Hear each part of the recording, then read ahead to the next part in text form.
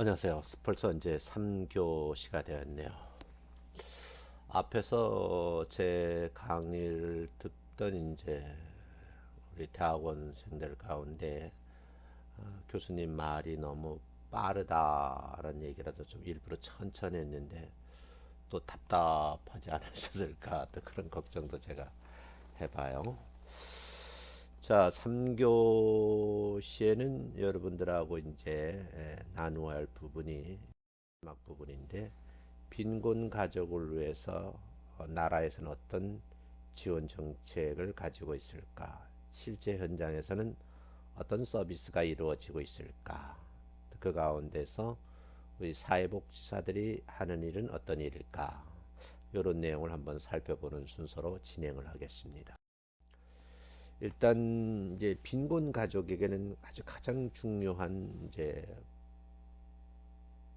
그 법률이 있죠. 그게 이제 국민기초생활보장에 관련된 법이에요. 그러니까 이 제도에 대해서 여러분이 조금 이해를 하셔야 돼요.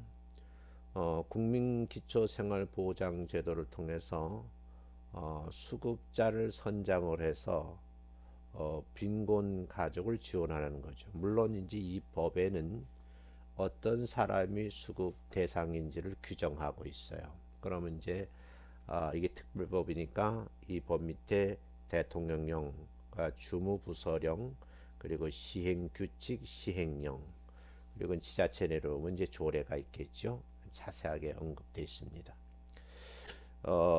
이런 이제 과정을 거쳐서 공무원이 되시면요, 여러분들이 이제 임명을 딱 받게 되면 이제 뭐 행정직 공무원으로 말하면 이제 행정서기포가 되거든요. 그럼 이제 업무가 분장되면 제일 먼저 하는 일이 그 부서에서 하는 일들을 배우셔야 되는데 그 일 가운데 제일 중요한 것이 업무와 관련된 제도와 법률을 배우는 거예요. 그래서 이걸 여러분이 꼭 아셔야 된다. 그럼 이 법에 의해서 생활이 어려운 사람들에게 필요한 급여를 준다 이렇게 되거든요. 그래서 이때 급여는 현물 급여도 있고 현금 급여도 있어요. 그래서 최소한의 생활을 보장하고 그들이 스스로 살아갈 수 있도록 자아를 돕고자 만들어진 그런 이제 제도 정책이다 이렇게 보시면 되겠어요. 그 다음에 이제 수급자는요, 일단 조건이 맞아야 돼요. 법에 규정된 부양 의무자가 없거나 또 실제 부양자가 있다 할지라도 부양 능력이 없는 거예요. 그래서 부양을 받을 수 없는 그런 경우에 이제 수급자가 된다. 이때 부양 의무자는 수급권자의 일촌 직계 혈족 및 그 배우자가 여기 범위에 속하는 거예요. 그래서 다만 이제 이렇게 이제 먼저 규정해 놓고 배우자가 사망한 경우에는 사위, 며느리, 계부, 계모는 여기서 제외된다. 이제 하는 것도 알아뒀으면 좋겠다 하는 거예요. 이 제외된 이제 요 조항을 몰라서 객관식 문제 나오면 꼭 틀리더라고요. 그러니까 이 부분도 한번 참고했으면 좋겠어요. 물론 여러분들은 객관식 시험 문제는 안 내지만 학부에서는 이제 객관식 문제를 내거든요. 그리고 이제 사회복지사 시험에도 이런 문제가 나올 수가 있어요.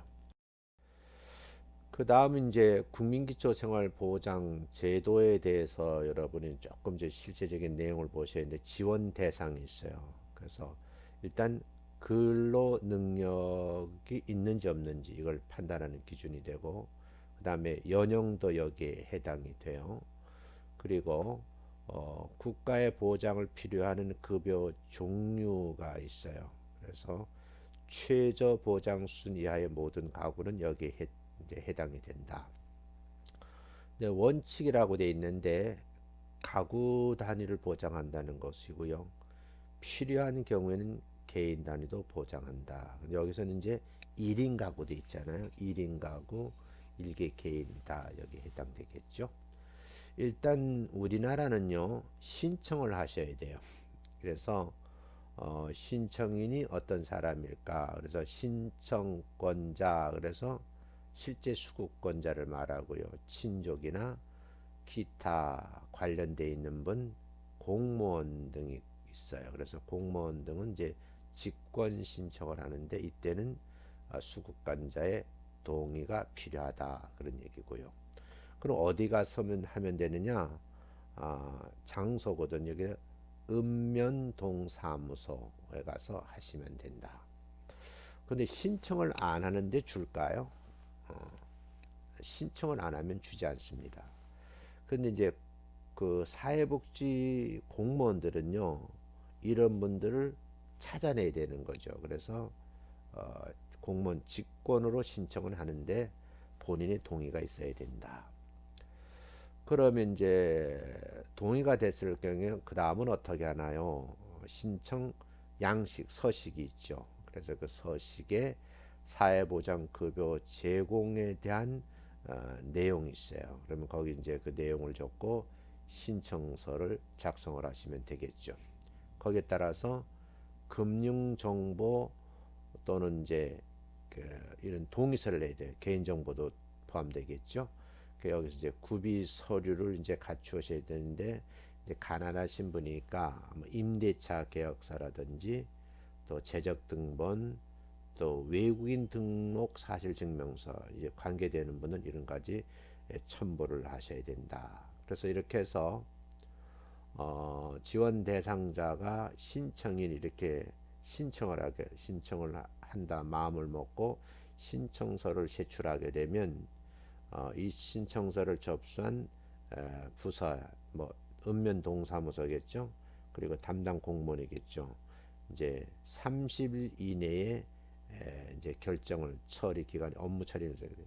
근데 이게 조금 더 깊이 조사할 경우 60일까지도 연장해서 처리 기간이 돼 있다. 그래서 최소한도 60일 이내가 되면 수급권자 판단 여부가 결정되고 수급에 관련된 그 내용들이 확정이 되면 이제 현금이나 현물로 급여 형태로 지급이 된다.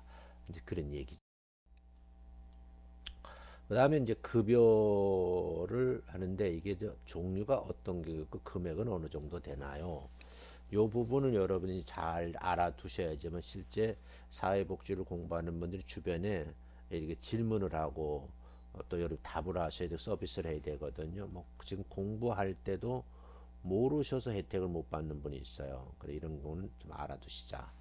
일단 생계급여가 있어요. 그래서 요 내용을 잘 모르시면 이제 관련 서류를 이제 찾아보셔야 돼요.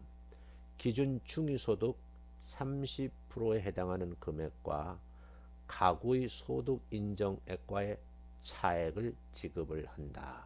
여기서 분명한 것은 줄거 놓으셔야 돼요. 소득 인정액과의 차액 금액이에요. 뭐 예를 들면 이런 거예요. 4인 가족을 기준으로 해서 나라에서 180만 원을 준다. 그랬을 경우에 4인 가족 중에서 노동력, 경제활동 인구가 있어서 소득 금액이 100만 원 있다. 그러면 그 차액만 지급하겠다. 그런 뜻으로 이해를 하셨으면 좋겠어요. 그 다음에 이제 의료급여인데요. 이제 이분들은 사실은 소득이 없잖아요. 국민기초생활 보장 제도권 안에 들어와 있는 분들이니까. 그래서 우리는 소득이 있으니까 소득액의 일정 부분을 어떻게 해요? 의료보험료, 건강보험료를 내고 우리가 이제 병원에 가서 혜택을 받잖아요. 근데 이분들은 보험료를 낼 능력이 안 되는 거예요. 근데 이분들도 몸에 병이 들어서 아프잖아요. 만성 질환들이 많이 있으니까. 그랬을 때 이분들은 국가로부터 혜택을 받아야 되잖아. 이 법률에 의해서 의료보호증이라는 것이 만들어져요. 그래서 의료보호증 1종도 있고 2종도 있어요. 그래서 1종과 2종을 우리가 갖게 되면 사실은 이제 아무 병원에 가서 진료를 받을 수는 있겠죠. 그런데 이런 분들이 많이 오면 병원에게는 어떻게 해요? 적자가 될 수도 있잖아요.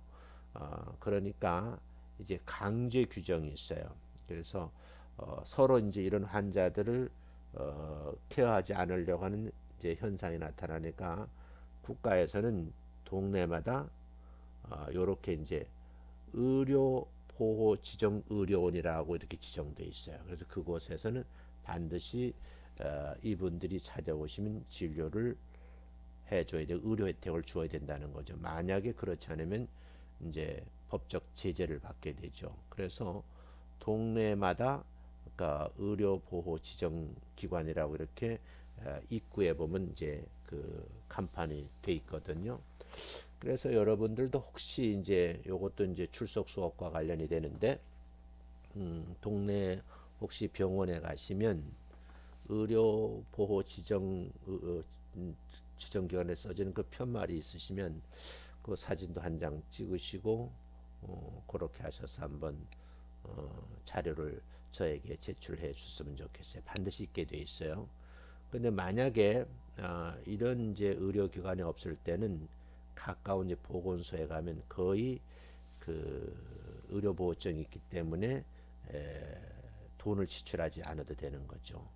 제가 알고 있기로는요, 의료보호기관의 보건소에 가면 한 500원 정도 내면은 의료 혜택을 받게 그렇게 돼 있어요. 그래서 여러분 이런 것도 한번 세밀하게 보시자고요. 그 다음에 세 번째 주거급여라고 있는데 교통부 장관이 정하는 기준에 따라서 지급을 하는 거예요. 그래서 여러분 이것도 좀 참고해 주셨으면 좋겠어요. 어떻게 보면 이제 이런 분들에게는 이동권을 보장해 주기 위해서 국가에서 이제 경로 우대증이라든지 뭐 이런 걸 가지고 교통비를 면제받게 되죠. 그래서 제가 한번 이제 가족하고 자전거 여행을 하려고 춘천을 한번 가봤어요. 그런데 이제 ITX 같은 경우는 혜택은 안 주어지고요. 상공동에서 춘천 가는 이제 전철이 있거든요. 국철이죠. 예, 이 국철은 거의 무료입니다. 그래서 65세 어르신들 보면 이제 저 동두천 소유산이라든지 또 아산에 있는 뭐 온양 온천 이런 곳으로 무료니까 이렇게 이제 열차를 타고 여행을 하시는 그런 어르신들을 많이 볼 수가 있어요. 그 다음에 이제 교육급여인데요. 교육부 장관이 정하는 기준에 따라서 입학금, 수업료, 교과서대, 부교재비, 학용품 이런 것을 실제 지급을 합니다. 그런가 하면 이제 해산급여라고 있는데 너무 생활이 어려운 분들이 있죠. 이런 분들에게는 수급자가 아이를 낳을 경우는 1인당 60만 원씩 지급을 하게 되죠. 여기서 가로 안에 있는 거 교육급여만 받는 수급자는 제외가 된다 하는 것도 알아두시고요. 그 다음에 장제급여라 그러는데 수급자가 사망을 하게 되죠. 그랬을 경우에는 75만 원을 장제를 실현행하는 자에게 지급을 하게 됩니다. 그러면 여러분들이 이제 단독으로 사시는 독거노인들 있잖아요. 1인 가구인데 이런 분이 돌아가시면 이 비용을 이제 관련 뭐 동사무소, 구청 이런 데에서 이 장례를 전문하는 분이 위탁을 하게 되고 이 수수료를 지급하게 되는 거죠. 그래서 저도 이제 그 장례식에 가끔 참석을 해보면 유가족들이 없고요. 그리고 이제 관련된 이제 공무원들이죠. 위탁된 직원들이 와서 한두 분이 운구를 하셔서 화정을 옮기고 유고를 처리하고 이런 업무를 담당을 하죠. 그 공무원들이 직접 할 수가 없으니까 이런 업체를 이제 선택을 하고 그분들이 이제 이런 사망 사건이 일어나면 찾아가 시신을 수습하고 이렇게 해서 그 모든 문제를 해결해 주는 그런 제도가 있다. 그래서 이걸 장제 급여라 한다. 이렇게 말씀을 드릴 수가 있습니다.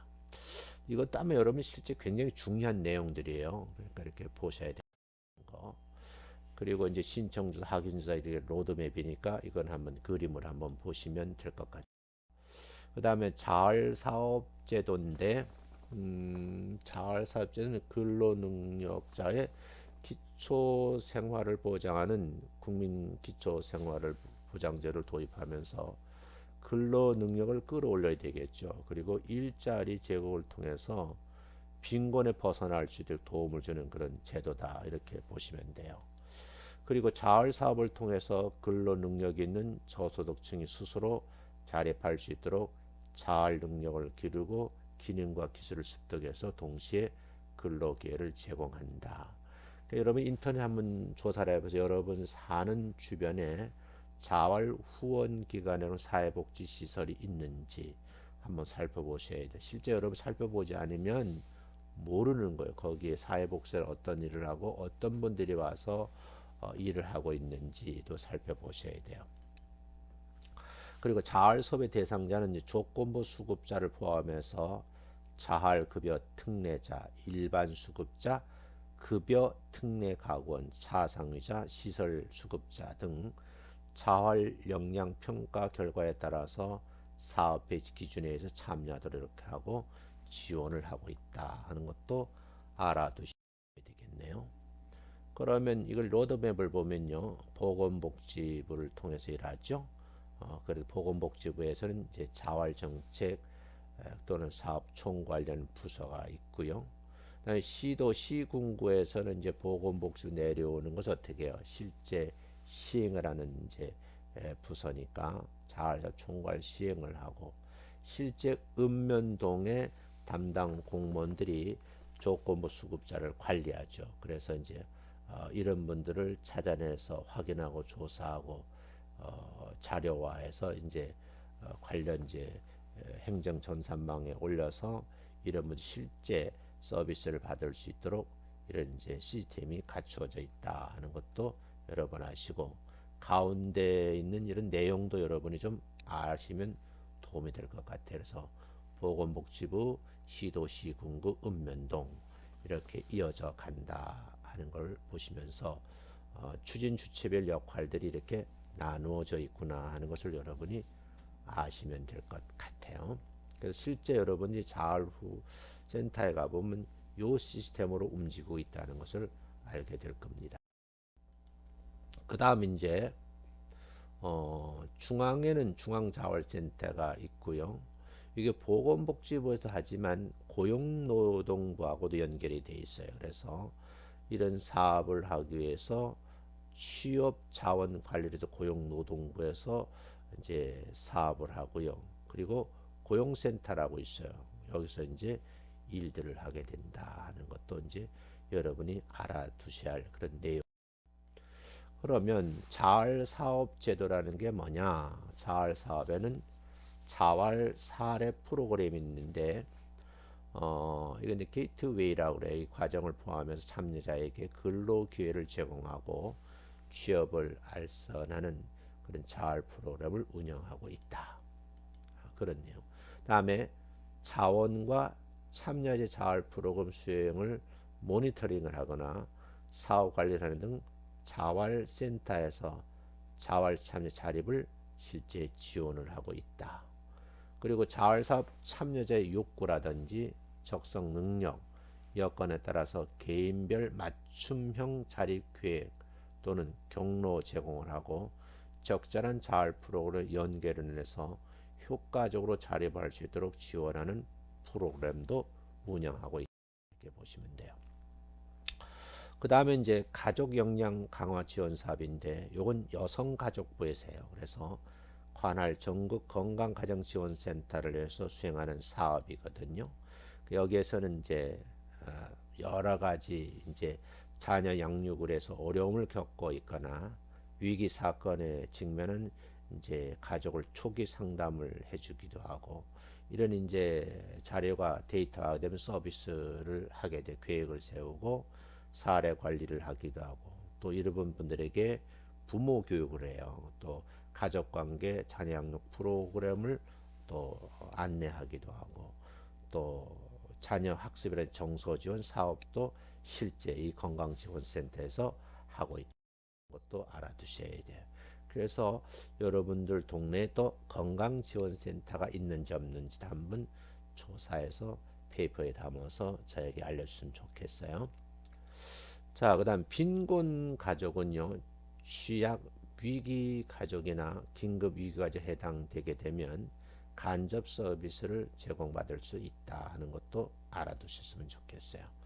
그리고 긴급 위기 가족은 이제 이게 이제 가정 폭력이라든지 이혼, 또 자살을 한다든지 사망 사건이 일어날 수 있고 사고를 당할 수도 있고요. 또 경제적 사회적 위기 이런 사건들에 직면한 가족들이 발생하게 되고요. 그다음에 법적 이혼 발생 전에 생계비 중단으로 가정 위기 상태가 빠질 수 있거든요. 이럴 때 아동을 부양할 수 없는 상황에 놓이거나 심리적이나 정서적으로 불안을 느끼거나 건강이 악화된 이런 위기 상태에 처한 가족에게 지원하는 사업이에요. 근데 이 시스템을 모르면 주변에 있는 분들에게 도움을 줄 수가 없어요. 가족 역량 강화 지원 사업 이런 대상자들에게는 건강가정지원센터 하고 있구나. 그래서 여러분들이 이제 공부를 하셨으니까 주변에 이런 분이 있으면 건강가정센터를 찾게 하고 여러분 동네 가까이 있으면 또 데리고 가서 이 서비스를 받을 수 있도록 이렇게 도움을 주어야 된다. 이제 그런 내용. 그리고 가족 역량 강화 지원 사업도 있어요. 그래서 이 도표를 한번 보시고 여러분들이 한번 살펴보시고요. 아마 이 자료를 제가 그 카페에다 올려놓을 예정이에요. 그래서 혹시 제가 잊어버리고 올려놓지 않으면 올려달라고 문자를 저한테 카톡으로 이렇게 알려주면 고맙겠어요. 그래서 이렇게 가정 역량 강화 지원 사업이 있다. 사례를 좀 보시고 참고해 주셨으면 좋겠습니다. 그 다음 이제 가정 역량 강화 지원 사업가인데 사업의 내용은 취약 가정을 위한 사례 관리 프로그램, 또 자조 모임, 지역사회 자원 연계, 자녀학 정서 지원, 생활 도움 지원 이런 것들을 실제 하고 있다. 위기 가족을 위해서는 이제 이런 일들을 하고 있다는 것도 여러분이 참고를 좀 해주셨겠어요. 그럼 역량 강화 지원 사업은 어떤 것들이 있는가? 사례 관리도 있고요. 프로그램 자조 모임도 있고 지역사회 자원 연계하는 방법이 있다. 그래서 여러분 여기 프로그램 명도 알아야 되지만 그 프로그램 지원하고 있는 내용도 실제 여러분이 알고 있어야 된다. 제가 분명히 이 자료를 여러분이 업데이트 할 테니까 업로드하면 다운로드 이제 받아서 보셔야 된다. 이렇게 말씀을 드릴게요. 그 다음 이제 취약 가정을 위한 가정 역량 지원 사업도 있거든요. 요 함께 살펴보시라. 아무튼 자, 이렇게 보시면 될 것 같아요. 그래서 오늘은 여기까지 하고요. 여러분들에게 이제 이런 내용들을 자세하게 한번 살펴보면 실제적인 도움이 되지 않을까 그런 생각을 해요. 그래서 여기까지 여러분 생각하고 9주차에 다시 뵙도록 하겠습니다. 수고 많이 하셨습니다. 감사합니다.